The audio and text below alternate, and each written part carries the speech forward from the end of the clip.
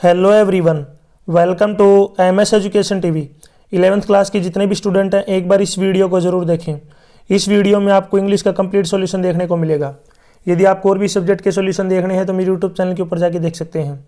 और यदि आपको क्वेश्चन पेपर डाउनलोड करने विद आंसर तो इसी वीडियो के डिस्क्रिप्शन में आपको वेबसाइट का लिंक मिल जाएगा, वहाँ से आप इनको डाउनलोड कर सकते हैं। सबसे पहले देखिए, यहाँ पे आपका जो है पैसेज दिया गया है, इस पैसेज को आपको पढ़ना है और इसी से रिलेटेड नीचे क्वेश्चन पूछे गए हैं, उनके आंसर आपको देने हैं। तो वीडियो को पॉज करके आप जो इस पैसेज को आराम से पढ़ सकते हैं या फिर आप स्क्रीनशॉट भी ले सकते हैं। ठीक है, तो यहाँ पे मैं आपको दिखा देता हूँ, इस पैसेज को जो है बिल्कुल आराम से पढ़ें। फिर इसी से रिलेटेड जो नीचे क्वेश्चन पूछे गए हैं उनके आंसर हम डिस्कस करेंगे। तो इस पैसेज से रिलेटेड जो पहला क्वेश्चन है, देखिए, in which test did people score higher after spinning on a stationary bike. तो इसका राइट आंसर क्या हो जाएगा? देखिए, मेमोरी, रीजनिंग, प्लानिंग सभी राइट हैं, तो इसमें जो डी ऑप्शन क्या हो जाएगा? Right, all of the above.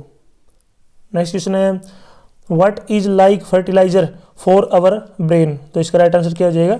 Exercise. तो इसमें जो सी ऑप्शन क्या हो जाएगा? बिल्कुल राइट। नेक्स्ट क्वेश्चन है, what creates rich capillary beds in our brain. तो इसका राइट आंसर क्या हो जाएगा? Exercising our muscles. तो इसमें डी ऑप्शन बिल्कुल राइट होगा। नेक्स्ट क्वेश्चन है, what does adults display who exercise. तो इसका राइट आंसर क्या हो जाएगा? यहाँ पे देखिए, पहला है शार्पर मेमोरी स्किल्स, ये भी सही है। हायर कंसंट्रेशन लेवल्स, ये भी सही है। ग्रेटर प्रॉब्लम सॉल्विंग एबिलिटी, ये भी सही है। तो इसमें जो डी ऑप्शन क्या हो जाएगा? Right, all of these. Next question है, who relieves anxiety and elevates our mood. तो इसका राइट आंसर क्या हो जाएगा? साइकिलिंग। तो इसमें ए ऑप्शन राइट होगा। यहाँ पे इसी के और में देखिए एक और पैसेज दिया गया है, इस पैसेज को आपको पढ़ना है। तो यहाँ से देखिए, इस पैसेज को आप पढ़ सकते हैं, वीडियो को पॉज करके या फिर स्क्रीनशॉट लेके इस पैसेज को आराम से पढ़ें। ठीक है, इसी से रिलेटेड जो नीचे क्वेश्चन पूछे गए हैं उनको हम डिस्कस करेंगे। तो एक बार पैसेज को बिल्कुल जो है ध्यान से पढ़ना है आपको। तो पैसेज से रिलेटेड जो पहला क्वेश्चन है, what is body reaction to any demands in internal and external environment. तो इसका राइट आंसर क्या हो जाएगा? स्ट्रेस। तो इसमें जो सी ऑप्शन क्या हो जाएगा? बिल्कुल राइट। नेक्स्ट क्वेश्चन देखिए, what causes psychosocial stress. तो इसका राइट आंसर क्या हो जाएगा? यहाँ पे imbalance between demands and resources. तो इसमें ए ऑप्शन राइट होगा। नेक्स्ट क्वेश्चन है, when does adolescent feel as if everything has been lost and life has no further meaning. तो इसका राइट आंसर क्या हो जाएगा? Fails in examination. तो इसमें सी ऑप्शन राइट हो जाएगा। नेक्स्ट क्वेश्चन है, what behaves as if he were a perfectionist. तो इसका राइट आंसर क्या हो जाएगा? यहाँ पे ए प्रोफेशनल। तो इसमें बी ऑप्शन राइट हो जाएगा। नेक्स्ट क्वेश्चन है, what lowers our performance capacity. हमारी जो परफॉर्मेंस कैपेसिटी वो कौन लोअर कर देता है? तो इसका राइट आंसर हो जाएगा when stress cross the limit. तो इसमें जो बी और सी ऑप्शन नहीं आएंगे, इसमें जो है फर्स्ट ऑप्शन राइट हो जाएगा, who stress cross the limit. Next question देखिए, यहाँ पे पैसेज दिया गया है, इस पैसेज को आपको पढ़ना है और उसके बाद यहाँ पे उसके नोट्स बनाने हैं और उसका सूटेबल जो है टाइटल आपको देना है।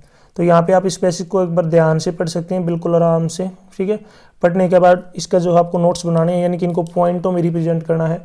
जो जो इंपॉर्टेंट पॉइंट हैं उसी के हेल्प से जो आपको नीचे इनके नोट्स बनाने हैं। लास्ट में आपको टाइटल देना है, तो ये आप खुद कर सकते हैं। मैं आपको इसका टाइटल बता देता हूँ कि इसका जो बेस्ट टाइटल क्या रहेगा। इसके अलावा कोई और टाइटल भी दे सकते हैं, कोई दिक्कत नहीं है। इसका टाइटल बनेगा कंप्यूटर एज थिंकर। ठीक है, तो इसका जो है यहाँ पे टाइटल बनेगा। इससे रिलेटेड जो है और भी आप टाइटल दे सकते हैं। ठीक है, बाकी आप कमेंट में बताएं आपने क्या टाइटल दिया है या फिर आप इसका क्या टाइटल देना चाहते हैं। ठीक है, इसकी स्पेलिंग, टाइटल की जो स्पेलिंग है ये आएगी TITLE, टाइटल। तो इसका कमेंट सेक्शन में बताएं कि आप इसका जो है टाइटल देना चाहें या फिर आपने क्या दिया है। नेक्स्ट है, ग्रामर पोर्शन स्टार्ट हो चुका है। तो यहाँ पे देखिए, ग्रामर में है पहला, fill the blank with an correct form of verb. तो यहाँ पे वर्ब की आपको करेक्ट फॉर्म भरनी है। तो सबसे पहले दिया गया है यहाँ पे I dash see this picture several times. तो यहाँ पे जो है कौन सा टेंस लगेगा? ये लगेगा प्रेजेंट परफेक्ट। तो इसमें जो प्रेजेंट परफेक्ट है तो सी की यहाँ पे थर्ड फॉर्म लगेगी और आई के साथ क्या लगेगा? हैव। तो आई हैव, सी की थर्ड फॉर्म होती है सीन। तो यहाँ पे जो डैश है, ब्लैंक है, इसमें आएगा I have seen this picture several times. ये जो फोटो है मैं जो है बहुत बार देख चुका हूँ। नेक्स्ट की बात करें, सेकंड है यहाँ पे, he dash receive your message yesterday. तो यहाँ पे पास्ट टेंस की बात की जा रही है यस्टरडे की। तो पास्ट टेंस में जो है रिसीव की सेकंड फॉर्म लगेगी। तो रिसीव की जो सेकंड फॉर्म होती है रिसीव्ड, RECEIVED,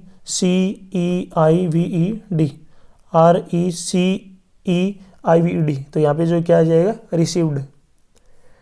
नेक्स्ट है if you run fast you dash win the race. यदि तुम दौड़ोगे तो तुम मैच जीत जाओगे। तो दौड़ेंगे तो मैच जीतेंगे। तो इसका मतलब यहाँ पे क्या है, फ्यूचर टेंस की बात की जा रही है। तो यहाँ पे क्या जाएगा, तुम जीत जाओगे, तो किसका मतलब फ्यूचर की बात है, तो यू विल विन। तो यहाँ पे आ जाएगा यू विल विन।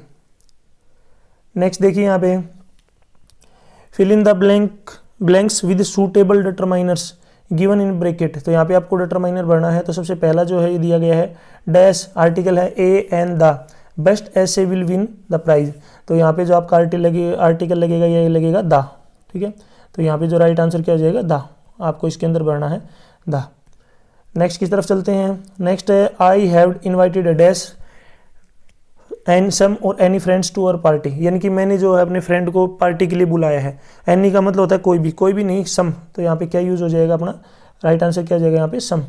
यानी कि जो मैंने अपने कुछ मित्रों को जो है बुलाया है। तो इसमें सेकंड वाले में आएगा सम यहाँ पे। नेक्स्ट की चलते हैं। नेक्स्ट है dash a little the little knowledge is dangerous. तो ये सभी को पता होगा, इसका राइट आंसर क्या होना चाहिए। तो सबको पता है ए लिटल आता है, ये आपने बहुत बार सुना भी होगा ए लिटल। तो इसमें जो यहाँ पे आ जाएगा ए लिटल जो है यहाँ पे आपका डिटरमाइनर आएगा। नेक्स्ट की तरफ चलते हैं। नेक्स्ट है यहाँ पे आपको जो है सूटेबल मॉडल भरना है। यहाँ पे फर्स्ट सेंटेंस जो आपके पास दिया गया है dash that I were A bird. तो जो बात सोची जा रही है कि अगर काश में एक बर्ड होता, तो यहाँ पे क्या आ जाएगा, यहाँ पे आएगा वुड, WOULD, वुड। नेक्स्ट की तरफ चलते हैं। सेकंड है he run fast so that he dash catch the bus. यदि वह दौड़ेगा तो वह बस को पकड़ लेगा। तो यहाँ पे जो है सेकंड वाले में जो मॉडल की बात करें तो यहाँ पे मॉडल आएगा माइट, MIGHT, माइट मॉडल आएगा सेकंड वाले में। नेक्स्ट है वी डैश प्रैक्टिस वर्च्यू। तो यहाँ पे क्या आ जाएगा शुड। तो जो है नेक्स्ट वाले में अपने आ जाएगा शुड, SHOULD, शुड। नेक्स्ट है change the following sentence into passive voice. आपको पैसिव वॉइस में बदलना है। तो यहाँ पे सेंटेंस दिया गया है अपने पास, ये है whom do you want। तो यहाँ पे आ जाएगा अपने पास, इसको अगर पैसिव वॉइस में बदलेंगे whom का बनेगा who is wanted by you। और लास्ट में क्या लग जाएगा, question mark, who is wanted by you। Next की तरफ चलते हैं। Kindly show me your new watch. कृपया मुझे अपनी वॉच दिखाओ। तो यहाँ पे रिक्वेस्ट की जा रही है। तो यहाँ पे बनेगा you requested to show me your watch. यहाँ पे बनेगा you requested to show me your watch. Next है हिज बिहेवियर सरप्राइज्ड मी। उसका जो बिहेवियर है मुझे सरप्राइज करता है। तो इसका बनेगा I was surprise, SURPRISED, I was surprised. Surprised के बाद यहाँ पे बाई नहीं लगेगा, ये आपको याद रखना है, बाई नहीं आएगा, यहाँ पे आएगा at, surprised at his behaviour, इसका जो है राइट आंसर हो जाएगा, ठीक है। I was surprised at his behaviour. Next यहाँ पे देखिए आपको combine two sentences into a complex sentence containing a noun clause. आपको जो है दो सेंटेंस दिए गए हैं, इनको कॉम्प्लेक्स सेंटेंस में जो है कंबाइन करना है और उसमें एक नाउन क्लोज होनी जरूरी है। तो सबसे पहले अगर हम बात करें I said something I am sorry for it. तो यहाँ पे देखिए सेंटेंस दिया गया है, इन दोनों को जोड़ना है। इसको जोड़ेंगे तो यहाँ पे बनेगा I am sorry for what I said, ठीक है। तो यहाँ पे बनेगा I am sorry for what I said. Next है I was wrong the teacher told me this. यानी कि मैं रोंग हूँ, मेरे टीचर ने मुझे बताया। तो उसका बनेगा यहाँ पे the teacher told me that, यानी मेरे टीचर ने मुझे बताया that I was wrong, I was wrong. Next की तरफ चलते हैं हम। ही will improve, this is our hope. वैसे इसका आप ये भी लिख सकते हैं, this is our hope that he will improve, यानी कि मैं आपको बता देता हूँ। वैसे इसका आप लिख सकते हैं, दिस इज अवर होप, ठीक है। अब जो दिस इज है ना, ये दिस इज अवर, इसकी जगह आप लिखना चाहें तो इसकी जगह आप यूज़ कर सकते हैं वी थोड़ा जो है इसके लिए अच्छा रहेगा और कोई दिक्कत नहीं है, दोनों लिख सकते हैं। बाकी जो वी है, अगर प्रेफरेंस देना चाहें तो वी को लिखें, वी बढ़िया है। वी होप दैट, आगे आएगा ही विल इम्प्रूव, ठीक है। इसका जो है अगर जोड़ेंगे तो ये बनेगा we hope that he will improve. Next है, यहाँ पे आपको बताना है, देखिए name the part of speech underline, यहाँ पे पार्ट ऑफ स्पीच बताना है। सेंटेंस में सेंटेंस दिया गया है, he come just when the guest were about to leave. तो यहाँ पे जो जस्ट दिया गया है, तो जस्ट ये क्या है, इसमें एक एडवर्ब है। एडवर्ब क्या होती है, जो एडजेक्टिव की विशेषता बताते हैं उनको बोलते हैं एडवर्ब। तो इसमें क्या आ जाएगा, एडवर्ब। नेक्स्ट है, they are intelligent enough to answer it. Intelligent क्या है, उसकी एक खासियत है, यानी कि उसकी स्पेशलिटी है, यानी कि they are intelligent enough to answer it, यानी कि वो जो इंटेलिजेंट है इतने कि वो इसका आंसर दे सकते हैं। तो जहाँ पर भी किसी की खासियत की बात होती है, स्पेशलिटी, तो वहाँ पे एडजेक्टिव यूज किया जाता है, एडजेक्टिव। नेक्स्ट की तरफ चलते हैं, hurrah we have won the match, यानी कि हमने जो है मैच जीत लिया है। तो यहाँ पे क्या यूज किया गया है, इंटरजेक्शन, INTERJECTION, इंटरजेक्शन। नेक्स्ट देखिए, यहाँ पे आपको लिखना है, the principal of your school has invited the inspector of police traffic to driver a lecture on road safety in school, यानी कि आपको जो है प्रिंसिपल ने इंस्पेक्टर ऑफ पुलिस को जो है बुलाया है सेफ्टी के लिए, रोड सेफ्टी स्कूल के अंदर भाषण देने के लिए, उनको बच्चों को मोटिवेट करने के लिए। Draft A notice informing the students, यानी कि एक नोटिस लिखना है। तो ये आप अपनी लैंग्वेज में लिख सकते हैं, नोटिस खुद कर सकते हैं इसको।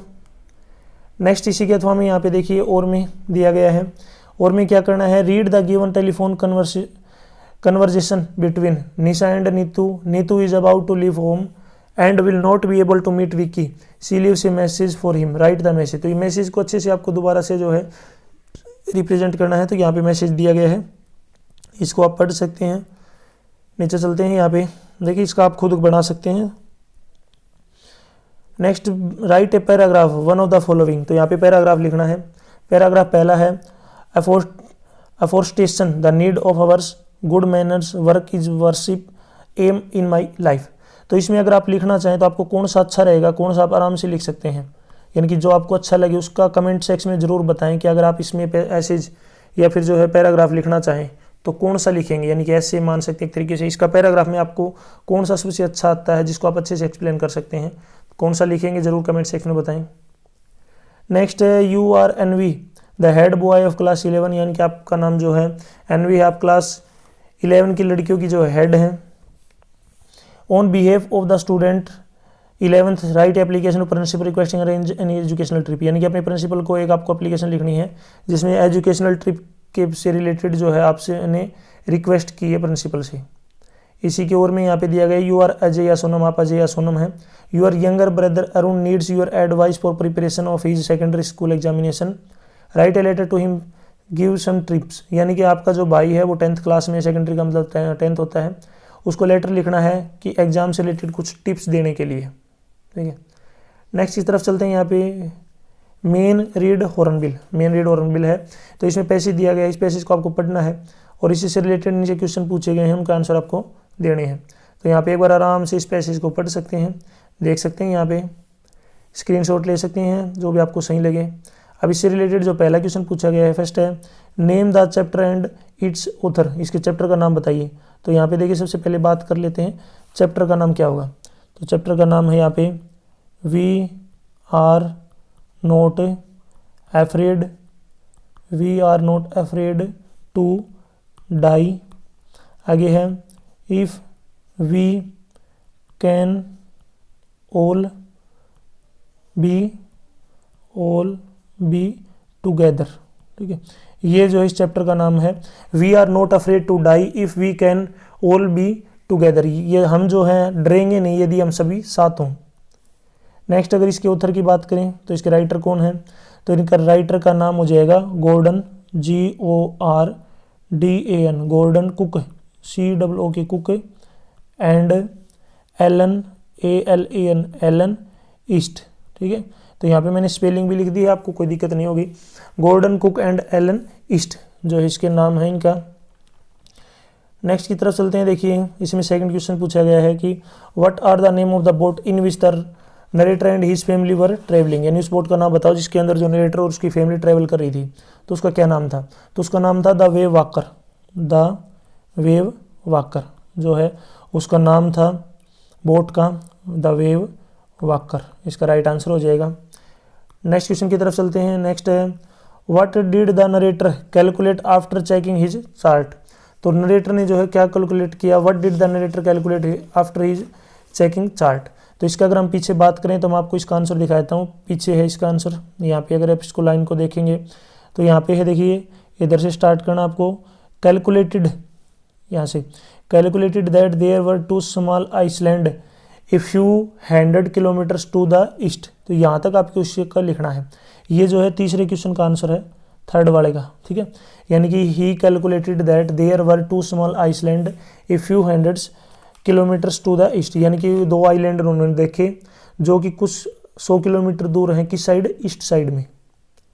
इसमें अगर नेक्स्ट क्वेश्चन की बात करें, what happened to the boat, यानी कि बोट के साथ क्या हुआ, तो बोट के साथ क्या हुआ, तो ऊपर मैं दोबारा से आपको दिखा देता हूँ, पैसेज के ऊपर लेके चलता हूँ।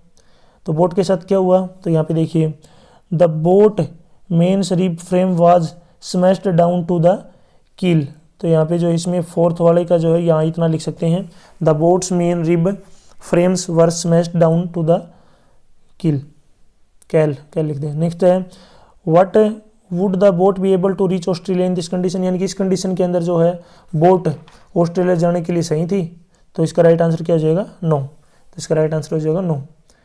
इसी की ओर में देखिए यहाँ पे फिर से एक पैसेज दिया गया, इस पैसेज को आपको पढ़ना है, तो पैसेज को आप पढ़ सकते हैं वीडियो को पॉज करके या फिर स्क्रीनशॉट लेके। अब इससे रिलेटेड जो पहला क्वेश्चन पूछा गया है, what do ordinary masters dare not to do, तो इसका राइट आंसर हो जाएगा, देखिए ordinary master would not to give a student his result after taking extra work. दोबारा से मैं आपको बता देता हूँ, ordinary master would not to give a student his result after taking extra class.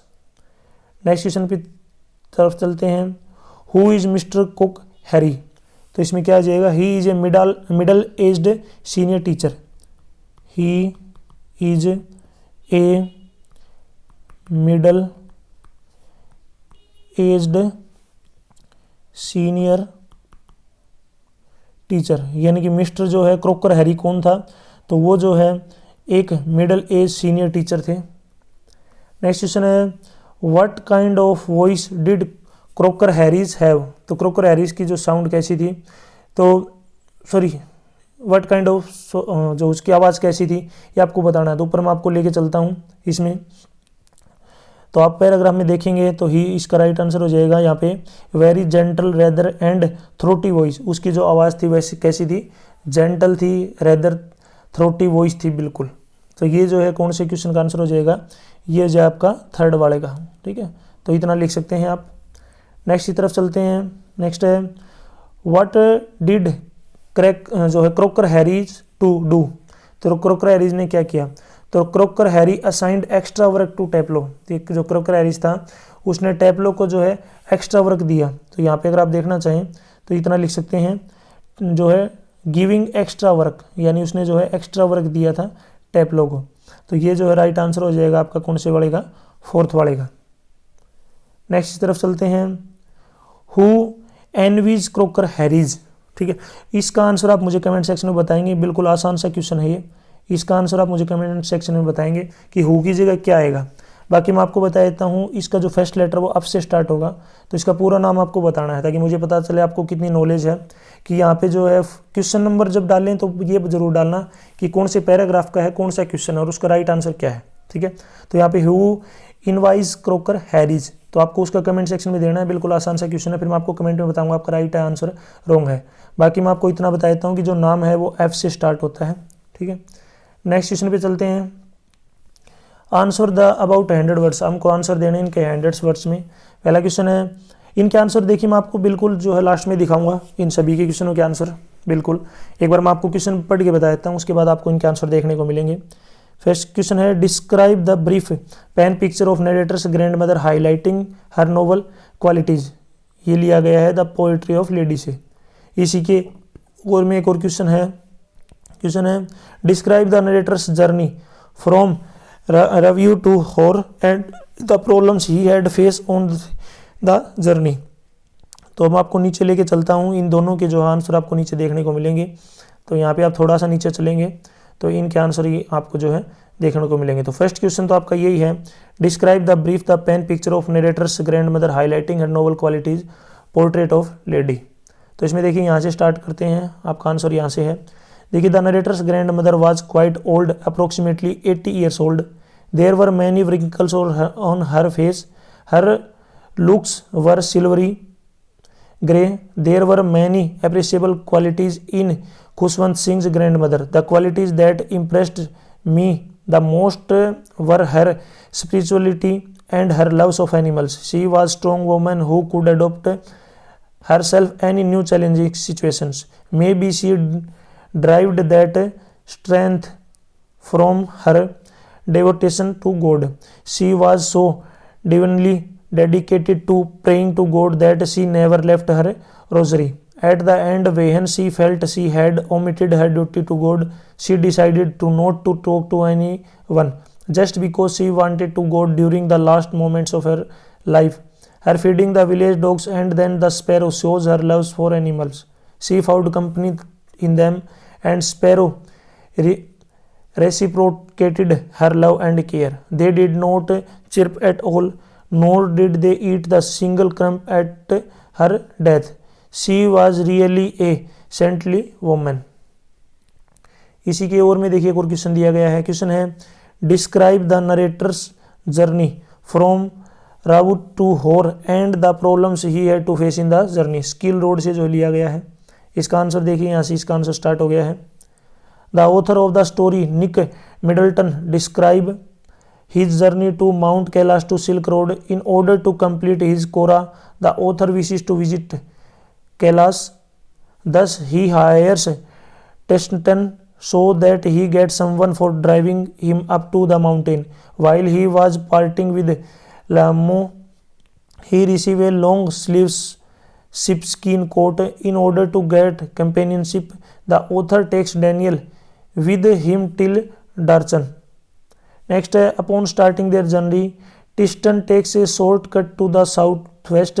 He says it is a direct route to Kailash, Mount Kailash. In order to reach their destination, they would have to cross the high mountain passes. However, Tiston assures them that due to lack of snow, it would be easy to do. On their way, they cross a small number of gazelles, a herd of wild asses and shepherd that were tending the flocks. Next, upon reaching the hill, they noticed dark tents. They learned they were gnomes' home and see a Tibetan mastiff guarding the tents. When they reached near the tents, the dogs with large jaws run after their car. Upon entering the valley, they witnessed mountains and rivers cross over, covered in snow and ice.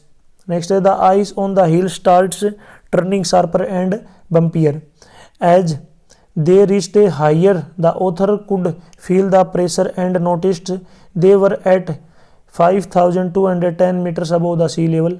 After clearing the first hurdle of the snow-filled roads, they were on the about. The author starts feeling uneasy due to high pressure.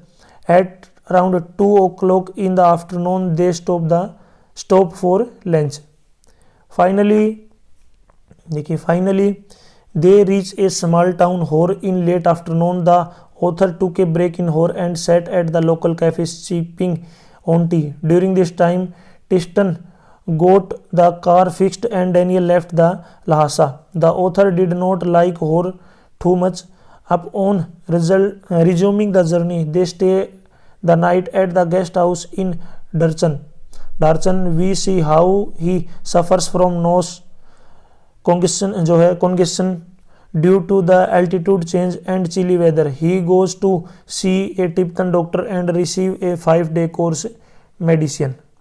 Next, after that he feels better. The enjoy his stay at Darsan, where he meets another pilgrim, Norbu. As Darsan had no pilgrims, the author finds relief and decides to complete the pilgrimage with him. Finally, they hire yaks for their luggage and Norbu gives up while collapsing across the table and laughing. Norbu says it would not be possible for him and also had a big tummy. ठीक है, तो यहाँ तक complete जो है ये answer हो चुके हैं. नेक्स्ट देखिए क्वेश्चन 9 के ऊपर चलते हैं. इनके आंसर भी आपको देखने को मिलेंगे. ठीक है, क्वेश्चन 9 है, यहाँ पे सभी क्वेश्चनों के आंसर आपको देखने को मिलेंगे. मैं आपको क्वेश्चन पढ़ के बता देता हूँ. Mention 3 reason why the author grandmother was disturbed when he started going to the city school. Next list the deeds that led Ray Johnson to describe अकंटन एज वैकी.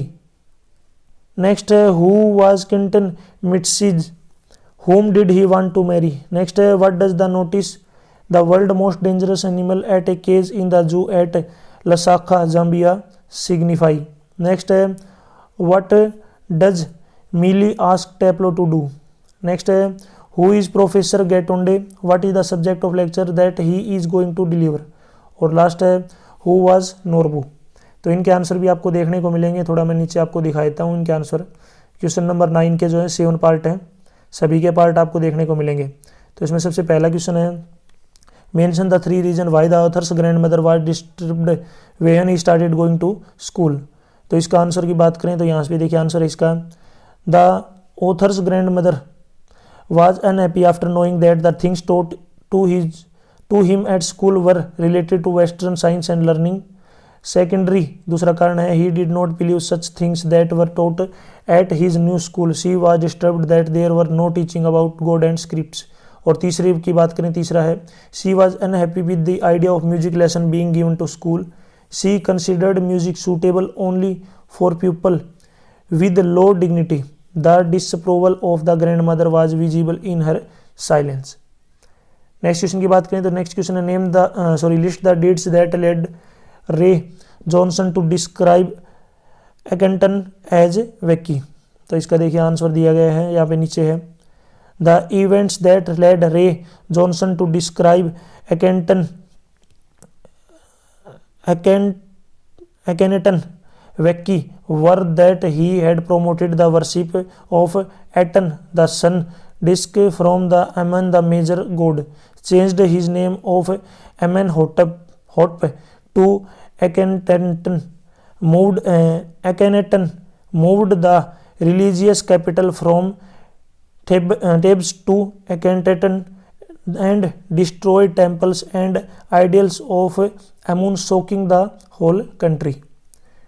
Next question है who was Quinton Metsius, whom did he want to marry. तो इसका देखिए answer है Quinton Metsius was a master blacksmith. He falls in love with painter's daughter.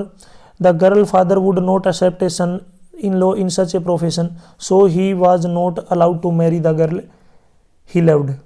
Next, what does the notice the world most dangerous animal at cage in zoo at Lusaka, Zambia जो है signify. Answer है the notice the world most dangerous animal at cage in the zoo at Lusaka Zambia signifies that man is solely responsible for all the deterioration in environment and depletion in animal natural resources. This man is the world's most dangerous animal. Next question है what does Millie ask Taplow to do. तो यहाँ पे इसका answer है she then ask him to run to chemist and bring medicine according to the prescription, thus he could a job for him. Next, who is Professor Gatonde, what is the subject of lecture that he going to deliver. तो देखिए इसका answer दिया गया है नीचे. Professor Gatonde was a historian and he was invited in a seminar to speak on the Battle of Panipat. He was make a point that in the battle of Panipat the Marathas emerged victories, then what would have happened? Next है who was Norbu, Norbu कौन था? तो answer देखिए यहाँ पे नीचे answer दिया गया है, Norbu was a Tibetan who like the author was there to do kora. Norbu worked in Beijing at Chinese academy of social science in the institute of ethnic lecturer, ठीक है, लेक्चर। नेक्स्ट यहाँ पे देखिए 9th की क्वेश्चन हो चुके हैं। अब नेक्स्ट जो 10th क्वेश्चन है उसके ऊपर चलते हैं। देखिए 10th क्वेश्चन में क्या दिया गया, यहाँ पे स्टेंजा दिया गया, पोइट्री से रिलेटेड जो है इसको आपको पढ़ना है, इससे रिलेटेड नीचे क्वेश्चन पूछे गए हैं, तो इस स्टेंजा को आप आराम से पढ़ सकते हैं। अब इससे रिलेटेड जो क्वेश्चन है उनको हम डिस्कस कर लेते हैं। पहला जो है name the poem and the poet, आपको जो है पोइम और पोइट का नाम बताना है। सबसे पहले देखिए बात करते हैं हम पोइम का नाम क्या है, तो पोइम का नाम हो जाएगा the laburnum top, the laburnum LABURNUM, the laburnum top, इसका जो राइट आंसर होगा। पोइम की बात हो रही है। अब बात करते हैं पोइट की, पोइट का नाम क्या है, तो पोइट का नाम है Ted Hughes, Ted HUGHES, Ted Hughes. Next है who does the word she refers in the first line, तो जो है फर्स्ट लाइन में सी किसको रिफर करता है, तो ये करता है गोल्ड फिंच को, GOLD, gold Finch, FINCH, gold Finch को जो है रिप्रेजेंट करता है सी, जो पहली लाइन है उसके अंदर। नेक्स्ट की तरफ चलते हैं, what does she do before flirting out, तो उसने क्या किया, तो इसका राइट आंसर हो जाएगा यहाँ पे सी फीड हर यंग बर्ड्स, सी फीड्स हर यंग बर्ड्स। नेक्स्ट है what does the bird snow, तो इसका राइट आंसर हो जाएगा the bird show, sorry, what does the bird shows, तो इसका राइट आंसर हो जाएगा the bird shows her beard blacked face identify mask. देखिए दोबारा बता देता हूं मैं, the bird shows her beard black face identity mask. Next है what happen to the tree when she flies away, tree के साथ क्या हुआ, तो ट्री क्या हो गया, वो एम्प्टी, यानी कि जब वो उस पेड़ से उड़ गए तो जो पेड़ क्या हो गया, एम्प्टी, यानी कि खाली हो गया। नेक्स्ट यहाँ पे एक और जो स्टेंजा दिया गया है, इसको आपको पढ़ना है, इससे रिलेटेड नीचे क्वेश्चन पूछे, उनके आंसर आपको देने हैं, तो वीडियो को पॉज करके इसको आराम से पढ़ सकते हैं। तो इसमें फर्स्ट क्वेश्चन है name the poem and the poet, poem और पोइट का नाम बताना। सबसे पहले बात कर लेते हैं पोइम, तो पोइम का नाम है चाइल्डहुड, ठीक है, चाइल्डहुड जो है पोइम का नाम है।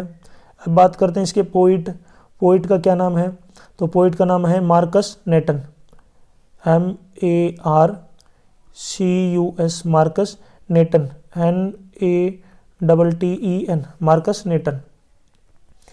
नेक्स्ट क्वेश्चन है where does the poem thinks his childhood gone, ठीक है, तो इसका आंसर है the poet think is childhood has gone to some forgotten places, right answer बनेगा the poet thinks is childhood has gone to some forgotten place. Next है where was that place hidden where the poet's childhood went, तो इसका right answer हो जाएगा the place was hidden is an infants face, तो यहाँ पे आप last में लिख सकते हैं इन्फेंट्स फेस, जो इसका राइट आंसर बनेगा। नेक्स्ट क्वेश्चन है how did the poet feels about his lost childhood, तो पोइट क्या फील करता था, तो द पोइट फील्ड सैड, ठीक है, यानी कि जो है यहाँ पे आ जाएगा the poet feel sad, felt, feel की second form felt sad at the loss of his childhood.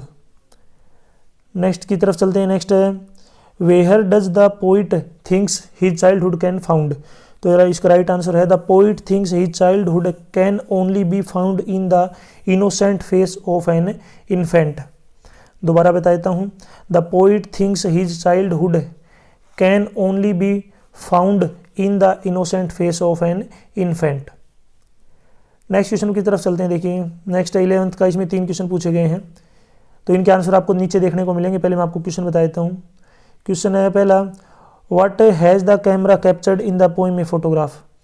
Next है there is a parallel drawn between rains and music which words indicate this, explain the similarity between the two of on the basis of the poem. Next है give the central idea of the poem, poem का जो आपको central idea लिखना है। उसी के नीचे जो है क्वेश्चन दिया गया है, give a character sketch of narrator's cousin Mourad on the basis of the story the summer of the beautiful white horse. Next है narrates the tale of melon city in your word. नीचे जो और भी question पूछे गए हैं, question है what familiar things did the narrators find at Mr. Dowling's house? Next, how do Miss Pearson and Miss Fitzgerald exchange their personalities in the play Mother Day? Next, what last efforts did Andrew making to revive the child in the chapter birth? और last है how did the writer plan meeting between Ranga and Ratna in the story Ranga's marriage. ठीक है, तो अब इनके नीचे जो question answer है, इन क्वेश्चनों के आंसर डिस्कस कर लेते हैं। पहले क्वेश्चन नंबर 11 से स्टार्ट करते हैं। तो देखिए नीचे जो 11th में जो फर्स्ट क्वेश्चन पूछा गया है वो है, यहाँ पे देखिए फर्स्ट क्वेश्चन अपना, what is the camera captured in the poem a photograph. ठीक है, तो इसका राइट आंसर हो जाएगा, यहाँ से आंसर स्टार्ट है, the camera has captured A happy moment from the childhood day of the poets mother. The photograph was taken when the poet's mother at the age of 12 or so went to a beach holiday with two of her cousins Belly and Dolly. The captured picture serves a preserved memory both of the mother as well as the poet. इसमें अगर हम next question की बात करें, there is a parallel drawn between rains and music which word indicates this? Explain the similarities between the two on the basis of the poem The Voice of the Rain. तो इसमें देखिए answer दिया गया है, answer है, in these lines the poet draws similarities between rains and music, observing that the life cycle of rain and song are alike. Both are perpetual in nature. Moreover, the sound of the soft falling rain is itself a kind of music. The song issues from the heart of the poet and travels to reach others. If wonders and whether heard the enjoyed or not, eventually returns to its creators. With all due love, similarities, rains originate from the earth and after fulfilling its task return to its own origin, only to spread beauty, purity and love. Next है, give the central idea of the poem Father to टू सन। यहाँ पे central idea लिखना है, तो यहाँ पे आंसर है, the poem central idea is the generation gap which occurs where communication between the two generations breaks down due to a mutual lack of understanding, tolerance and acceptance. The poem depicts a father's internal conflicts as his son grows up and develops his own interests, ideas and perceptions. The dissatisfied father complains that despite living in the same house with his child for many years, he cannot understand him. Next देखिए जो long question, इनको discuss कर लेते हैं। Give a character sketch of narrator's cousin Mourad on the basis of the story the summer of the beautiful white house. तो इसका answer देखिए, यहाँ पे आंसर है मुराद या मुराद कह सकते हो आप इसको, ठीक है, मोर्ड या मुराद देखिए, character sketch of narrator's cousin Mourad. तो Mourad in the story the summer of the beautiful white house has an unruly जो है temperament, he does things on impulse and fabricates justification for the deeds, he steals John Byro's house because he wants to enjoy riding it, but his justification is that he had just borrowed the house and will return to the master eventually. Next है Aram, his young cousin admires him for his wild nature and his expertise in handling a house या home, handling a horse, house नहीं horse. According to the next अगर हम बात करें यहाँ पे देखिए, according to the Murad, he had a way with the horse. He at first does not answer any of the Aram's question clearly. The Aram gets the idea that the horse was stolen. He is rather alarmed about the Murad's deed because he knows that Murad had inherited some of the mad nature of the uncle Khusro, whom no one can control. This mad nature is evident in the way he rides the horse over the winds. He hides the horse in a abandoned farmhouse. Next, all this appears to be madness of Aram, but his love of horse riding prevented him from the opposing Murad. Instead, he finds consolation in the fact that they have no intention for selling the horse, and in that way it is just borrowing. In spite of his mad behavior, Murad is touched with John Barrow's unwavering trust in their tribes, and just he had taken the horse and returned the horse to the farmer stealthily. Next narrate the tale of melon city in your words, तो narrate करना है। तो इसमें देखिए answer दिया गया, answer है the poem the tale of melon city is the story of moody and whimsical king. He ordered an arch to be constructed. The arch was built too low. When the king was under it, the crown was bent off. The king became angry. He ordered that the chief of building would be hanged for that disgrace. The chief of builders pleaded that it was workman's fault. He just king ordered the workman to hanged, but the workman blamed the wrong size of the bricks for the mishap.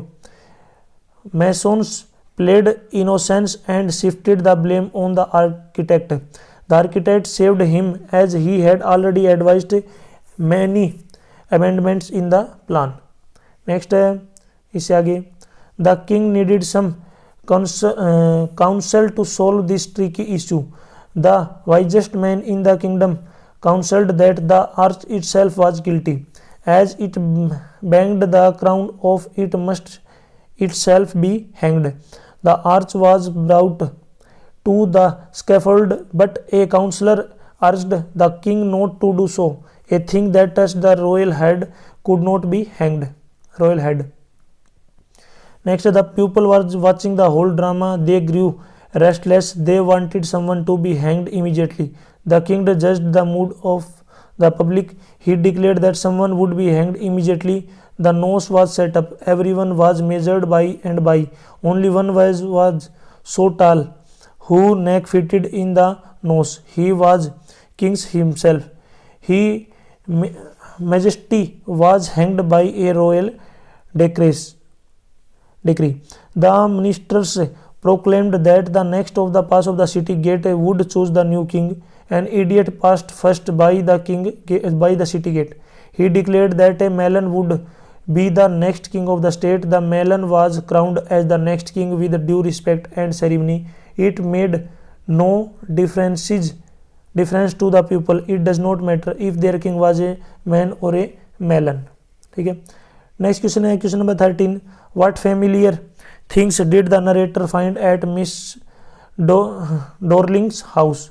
तो इसका answer देखिए यहाँ पे, answer है in the story the narrator says that she walked down the passage और hallway. She noticed the Hanukkah candle holder that hang right next to the mirror. She also noticed cutlery set, the old tablecloth and the plates. She also noticed other furniture in the middle of which she stood. ठीक है, next question देखिए. Next है how do Miss Pearson and Miss Fitzgerald exchange their personality in the play Mother's Day. तो इसका answer देखिए, Miss Fitzgerald want Miss Pierce to let her set the members of her family right. Pearson replies that no one else can do it. The members of her family would not allow any other to dictate him. Fitzgerald tells that they can exchange places. She looks like her and Pearson like Fitzgerald. It would not last long and they can exchange back at will. Fitzgerald holds her hand and mutters Arstata dum Arstata. In this way they assume their bodies. Next, what what last effort did Andrew make to relieve the child in the chapter birth? तो इसका answer है he continued rubbing the child with rough towel and went on crossing and releasing the little chest with both his hand. Next question है how did the writer plan the meeting between Ranga and Ratna in the story Ranga's marriage? तो इसका देखिए answer है the narrator felt that Ranga and Ratna was a suitable match for each other. He arranged a meeting in the which Ranga could meet Ratna and get impressed with her quality for singing. The manipulated things in a clever way and made Ranga fall in love with her. He finally got them married. ठीक है, यहाँ तक तो जो है अपने question number 13 के जो पार्ट स्टार्ट हो गए हैं. अब क्वेश्चन नंबर जो 14 है इसको डिस्कस कर लेते हैं. क्वेश्चन नंबर 14 में यहाँ पे देखिए ऑब्जेक्टिव टाइप के जो क्वेश्चन है वो पूछे गए हैं. देखिए यहाँ से स्टार्ट हो चुके हैं क्वेश्चन नंबर 14. फर्स्ट है who was miss Darling. Mister Darling कौन था? तो इसका राइट आंसर हो जाएगा हर मदर्स ओल्ड एक्वेंटेंस. तो इसमें डी ऑप्शन राइट होगा. नेक्स्ट है हु वाज रत्ना. रत्ना कौन था? तो इसका राइट आंसर हो जाएगा रामा राउस नाइस. तो इसमें सी ऑप्शन राइट है. नेक्स्ट है हु वाज एल्सा.